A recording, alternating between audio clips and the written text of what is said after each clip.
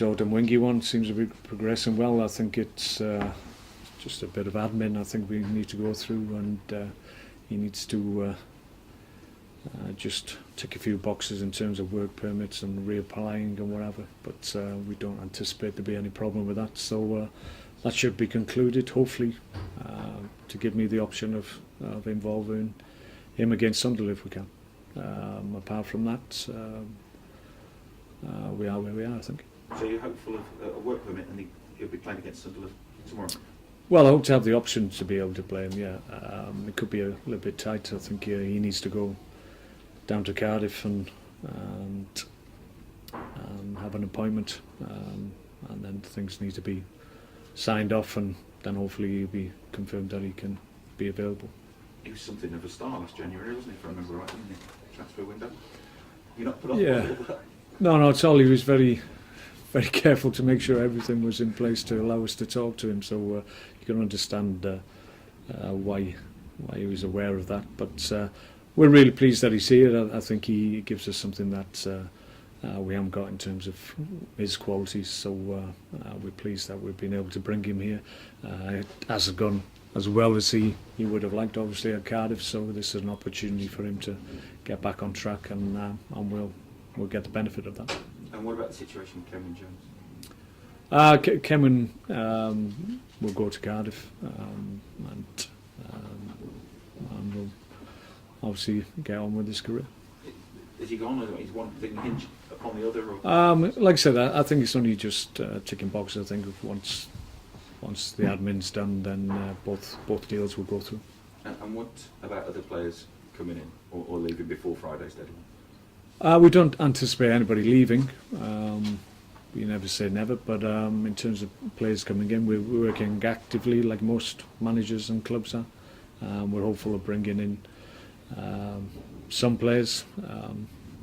I can't say definitely because we've been disappointed a little bit in this window in terms of targets we've gone after, and we haven't been able to get over the line, so at the moment we're a little bit reticent in terms of saying yes, we'll definitely get more players in, but we'll see. I think at the moment, and with a week to go, well, less than a week obviously, a few days to go, I think teams are playing the cards a little bit close to their chest and just seeing what other business is being done, and then moving to obviously try and get their targets. So sometimes you have to just wait for other people to do their business.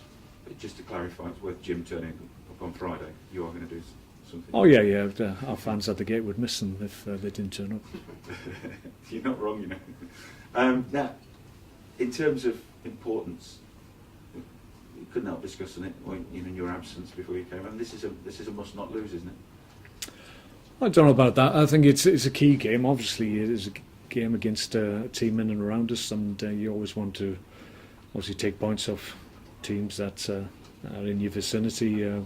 We're looking to obviously hurt Sunderland in terms of the points that we take off them and help ourselves. It's important that we start getting points on the road again, because we found it a struggle this year.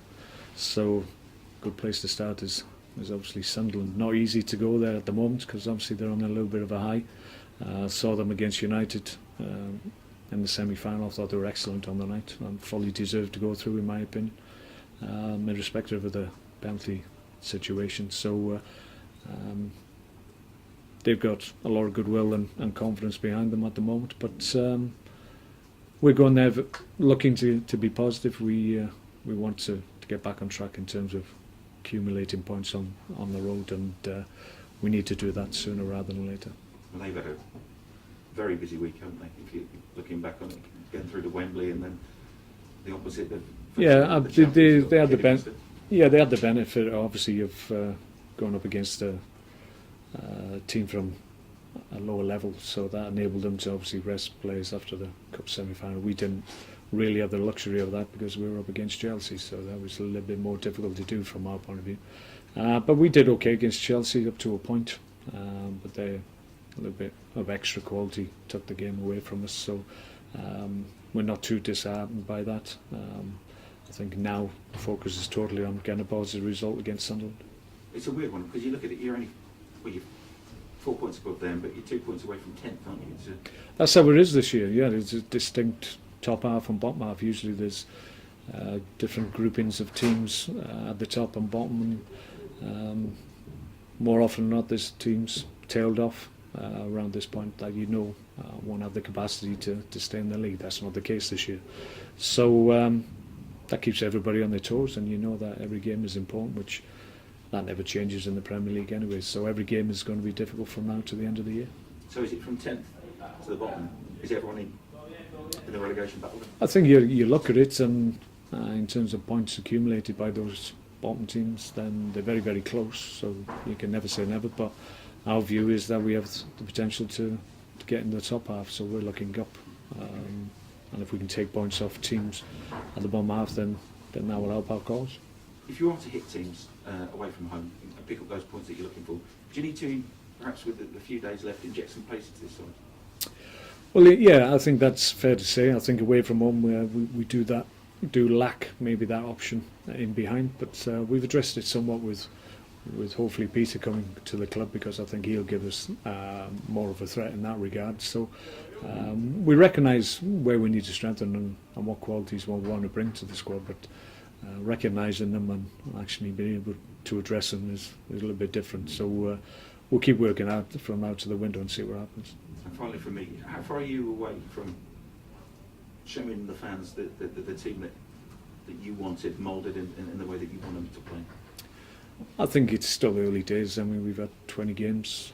I've been pleased with what we've been able to do. I don't think it's been reflected in our points total in terms of how we performed over the course of those 20 odd games, but we'll get better as we get more accustomed to what we're trying to do, and I've seen that improvement in the games that we've played already. So if we have a strong, which I fully anticipate we will have, if we finish strongly, then that will help us for next year. Just wouldn't mind asking what the details of those deals are. Is the money changing hands on either one?